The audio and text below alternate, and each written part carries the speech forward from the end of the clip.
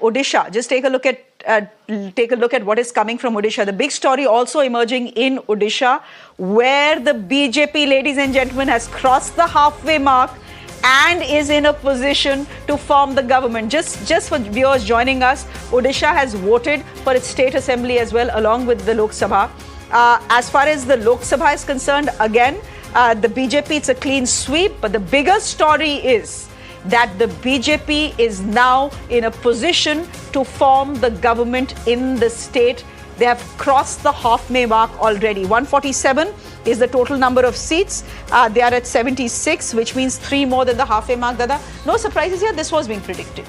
This was being predicted essentially because of self-goals by the BJD. I think Mr. Naveen Patnaik made the critical error of promoting his assistant, Mr. Pandian, in the political side, as a result of which there was a revolt from within the party as well as among the people, that they would not want a non-Odia to come and actually start dominating and dictating the flow of politics. But he had come out and said he's not my successor. The people of Odisha will choose my successor. He may not have, but it was too late. By the time the message had already been sent.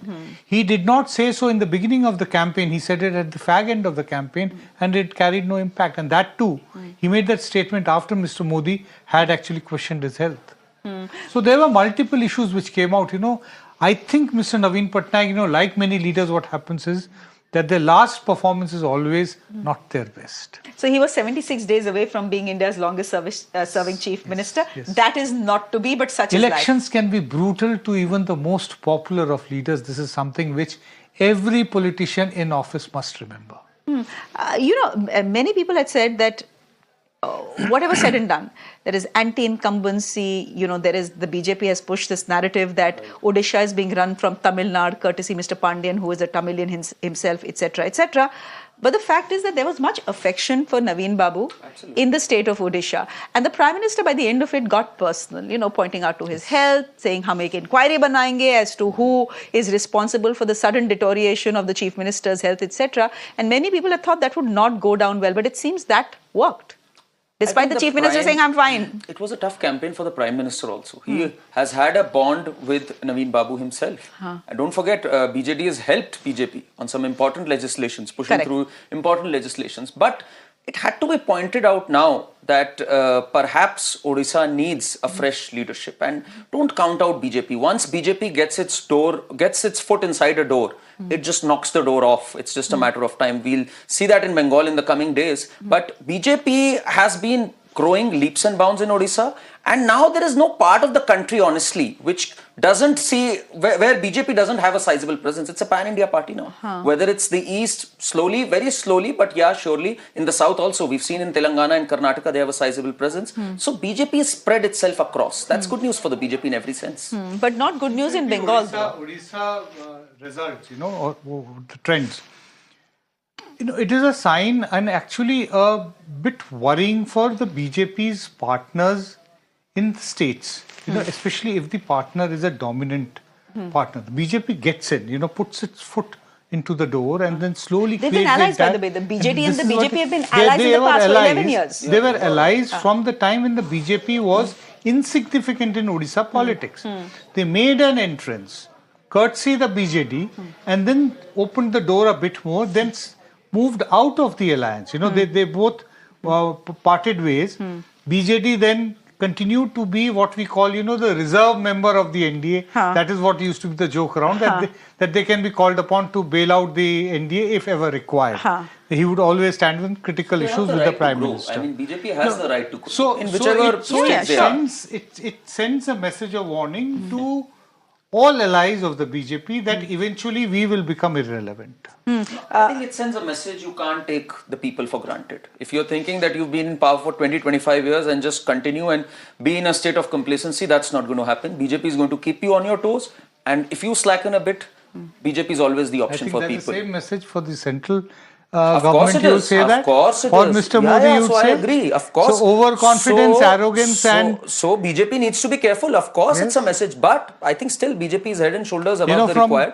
So of course, I'm happy that the opposition, if ever the opposition is able to, on constructive issues, put the BJP on its toes, it's a good sign for the democracy. Exactly. But only, That's you what know, I've been saying since morning. He's come that to many competitive elections is always better. He's come to many shows. Yeah. And we often represent him as a BJP spokesperson, though he's not officially one.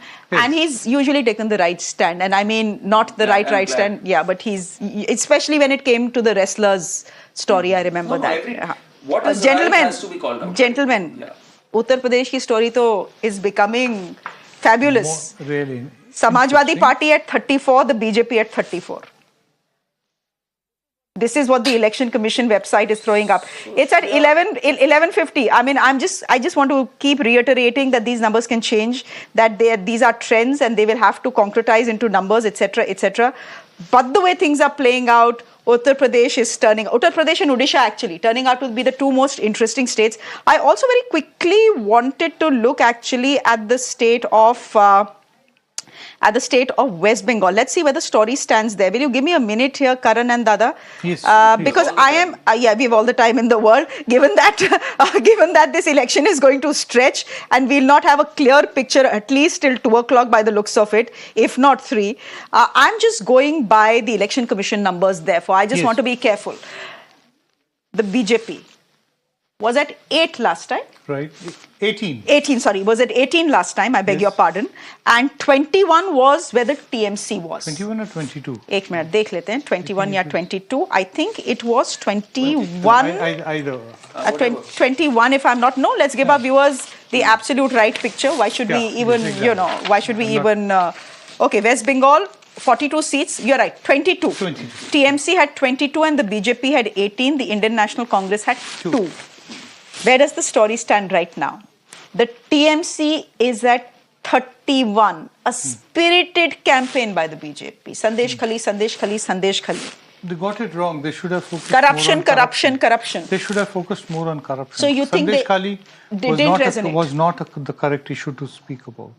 Corruption was because that is where they could put the TMC on the mat and they missed that opportunity? You know what? Yes, they have. You know, what has happened in Bengal is that the political elite, which is entrenched in Bengal, which used to be with the left front, it very conveniently moved to the TMC after 2011. So that stranglehold has to be broken.